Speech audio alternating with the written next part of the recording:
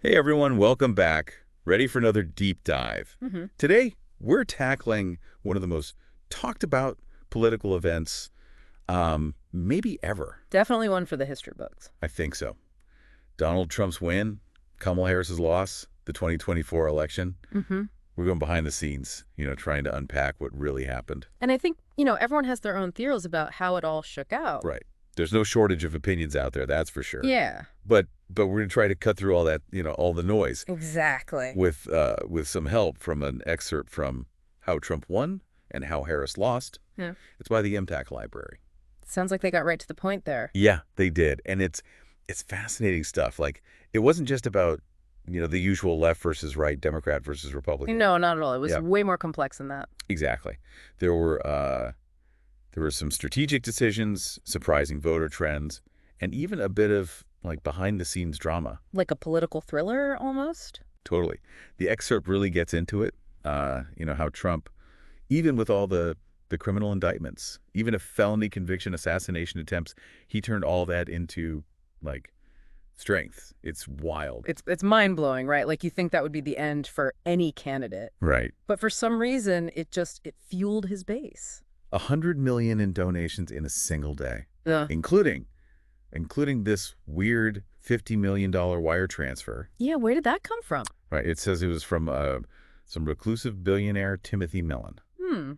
That's interesting. It almost makes you think that for some people, the traditional systems, like, don't matter anymore. Like the legal system. Yeah, like it's almost a rejection of those norms. That's a really interesting point. Uh-huh. Okay. So then the excerpt also talks about how Trump ditched, like, the traditional ground game. Which is, door-to-door campaigning rallies, that sort of thing. Right, right. And instead they focused on, what are they called, super PACs? Yeah, super PACs. Political action committees, basically. They can raise unlimited funds. Okay, so it was like a high-risk, high-reward strategy? Definitely. But, I mean, clearly it paid off. It did. And they relied heavily on figures like Elon Musk, which, he's not exactly a traditional political figure. Not at all. But he has a huge following. Right. So it's like the campaign was a reflection of, like, how much the political landscape has changed. I'm sure. And then there's a whole thing about how they specifically targeted young men. Especially Black and Hispanic men. The excerpt says they felt overlooked by the Democrats. Yeah, and the Trump campaign really capitalized on that. It seems like they really understood the anxieties and frustrations of that demographic. Absolutely. And they tailored their message accordingly. Like, they were at UFC events. Oh, yeah, and they used "It's a man's world" at the Republican National Convention. Wild. It was very calculated. And they really went all in on podcasts and interviews, like with Joe Rogan, for example. Yeah, he ended up endorsing Trump. And, he has a massive following. Exactly. It shows how important those platforms are now. Traditional news just doesn't reach everyone anymore. So it's a completely different kind of campaign. It makes you think about what the future of politics will look like. Yeah, like, will this be the new normal? And it's interesting to contrast that with how Harris, her focus was on mobilizing women, especially after Roe v. Wade was overturned. Right. That was a huge turning point in the campaign. It seems like both campaigns really tapped into, like, the anxieties of their target demographics. Definitely. The excerpt even mentions that the Harris campaign encouraged women to keep their vote secret from their husbands. Wow, that's kind of crazy. Yeah. But I guess it shows how divided people are on this issue. Yeah, absolutely. And then there's the whole anti-trans messaging strategy that Trump used. That was something I didn't expect to be so effective. It seemed like kind of a niche issue. It did seem that way, but it really resonated with some voters. Oh. The excerpt talks about how, one ad in particular, about taxpayer-funded surgeries for transgender inmates. Oh, I remember that one. It was everywhere. Yeah, and it really shifted the race in Trump's favor. And then there was that whole thing with Charlemagne Tygod. He criticized the ad, and the Trump campaign turned his criticism into another commercial. It was brilliant, actually. They really knew how to control the narrative. So it was like the Democrats were always playing catch-up. They never really had a good response to these kinds of attacks. It almost felt like they were speaking two different languages. Yeah, I get that. And speaking of, like, missed opportunities, Yeah. the excerpt says Harris struggled to define herself as the change candidate. Which is tough, when Biden's approval ratings were so low. Yeah, how do you distance yourself from that but also be seen as, Right. like, a continuation of the administration? It's a tough balancing act. And then there was that clip of her saying she wouldn't have done anything differently than Biden. Oof. Yeah, that didn't help. And the excerpt says even within her campaign, there was a lot of debate about how to, like, effectively go after Trump. They eventually landed on unhinged, unstable, unchecked. But that didn't really stick. Not really. It's like they were trying to use the same playbook that worked against Trump in 2020, but it was a different game this time. You're right. The political landscape had changed. Voters were looking for something new. And even Obama's advice to Harris, which was to focus on her personal story more, it didn't seem to make much of a difference. It's almost like they were trying to avoid, a direct confrontation with Trump, which maybe that was a mistake. It's clear that this election was it was more than just like a policy debate. There were so many factors at play. But hold on, there's even more. The excerpt goes into the drama within the Trump campaign itself. Oh, yeah, it wasn't all smooth sailing over there. Not at all. We'll get into that in just a minute. Sounds juicy. So much drama, right? Like you've got this power struggle between Susie Wiles and Corey Lewandowski. Yeah, they were like the top advisors in the Trump campaign. And Trump was playing them off each other. It's almost Shakespearean. Totally. And then there's this part in the excerpt where Trump's signing books for both of them. Oh, yeah. What did she say? He says, that's the order. 1, 2. Like, just to emphasize that Wiles had more authority than Lewandowski. Wow, that's pretty cutthroat. Right. It's like even in the middle of all this chaos, he's still like asserting his dominance. It's incredible. And, even with all this infighting and Trump's unpredictable behavior, they still managed to pull off a win. It's like, it shouldn't have worked, but it did. It really speaks to, Trump's charisma, his ability to connect with a certain segment of the electorate. Yeah, and the excerpt even talks about how in the final days of the campaign, Trump was making these really unsettling comments. Like what?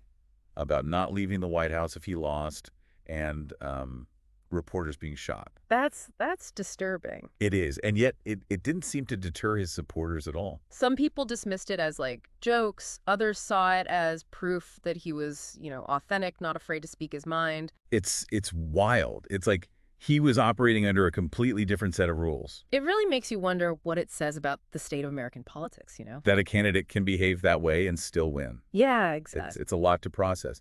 But I think this excerpt does a really good job of like showing us the bigger picture. It's not just about the candidates, right? It's about the underlying currents in society, the anxieties, the frustrations. Right, and how those things can be exploited by a savvy campaign. Exactly. And, I think one of the key takeaways here is that we need to be more aware of these things, these underlying forces. So it's not enough to just like focus on policy debates and campaign promises. No, not at all. We need to dig deeper, try to understand the motivations behind those things. Why are people feeling the way they're feeling? What are their fears? What are they hoping for? Right. And once we understand that, maybe we can start to have more productive conversations about the future of our country. I think that's really important. And it's something that, we all need to be thinking about. Absolutely. We can't just dismiss people who hold different views as, stupid or uninformed. Right. We have to try to understand where they're coming from. And that requires empathy, open-mindedness, and a willingness to, actually listen to each other. Which, let's be honest, can be really hard sometimes. It can be, but it's more important than ever. Okay, so we've talked about the chaos in the Trump campaign, but what about Harris? The excerpt paints a kind of a bleak picture of her campaign, too. Yeah, it wasn't just Trump who was struggling. Harris had her own set of challenges. Like what? Well, for one thing, she was running as the change candidate, but Biden's approval ratings were in the tank. That's tough. Like, how do you distance yourself from that? Exactly. And then there was that interview where she said she wouldn't have done anything differently from Biden. Oh, yeah, I remember that one. It really reinforced the idea that she wasn't bringing anything new to the table. And it gave the Trump campaign like a perfect soundbite to use against her. Exactly. They played that clip over and over again. And the excerpt says that even within her campaign, there was a lot of debate about, how to attack Trump. They eventually settled on that unhinged, unstable, unchecked line. Right. But it didn't really stick. It felt like they were trying to recreate the strategy that worked for Biden in 2020, but it was a different time, a different electorate. Yeah, the political landscape had shifted. And even Obama's advice to Harris, which was to like lean into her personal story more, it didn't seem to make much of a difference. It makes you wonder, what does it take to win in today's political climate?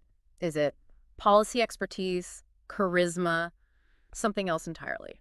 It's a really complex question, Yeah. and I don't think there's an easy answer. No, definitely not. Okay, so we've talked about Trump's unconventional strategy, his chaotic campaign, Harris's struggles, and the deeper societal forces at play. But there's one more thing I want to touch on, the role of the media. Yeah, the media landscape has changed so much in recent years. It's like it's completely fragmented. People are getting their news from all these different sources, and it's hard to know what to trust. And it's easy to get caught in these filter bubbles where you're only exposed to information that confirms your existing Right, beliefs. and that can lead to like a really distorted view of reality. Exactly. And that's something that both campaigns were aware of, and they exploited it to their advantage. So it's not just about like what information is out there, but how it's being filtered and presented to different audiences. Right. It's about controlling the narrative. And the media, they played a role in that too. Absolutely. They helped to shape the narrative, often in ways that were, unintentional or even harmful. So it's like we need to be more media literate. We need to be critical consumers of information, and we need to be aware of the biases that exist in all forms of media. I completely agree. We can't just passively consume information.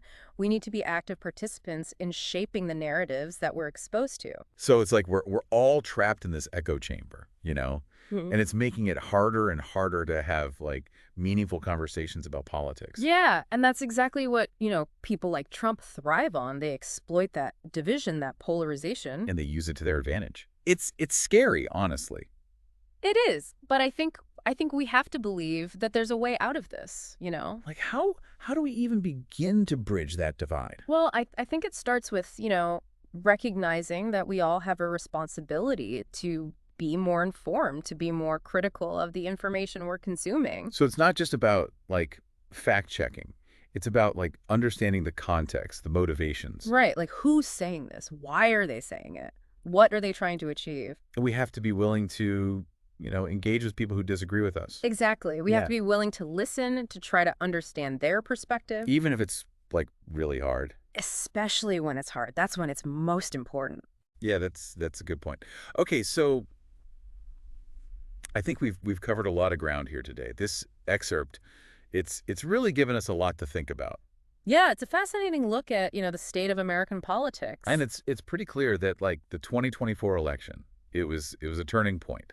And the implications, they're going to be felt for years to come. I think that's right. So where do we go from here? Like what can we do? Well, I don't think there's any easy answers, but I think the first step is awareness, right? We have to understand the problem before we can start to fix it. And maybe this excerpt, it's a start. It's a starting point for And sure. maybe, if we could all start to have these more honest, more nuanced conversations about politics Maybe then we can start to, heal some of those divisions. and build a better future. Well, that's a hopeful note to end on. We've got to have hope, right? We do. Thanks for joining us on this deep dive. We hope you found it as insightful as we did. And remember, stay engaged, stay informed, and keep asking those tough questions.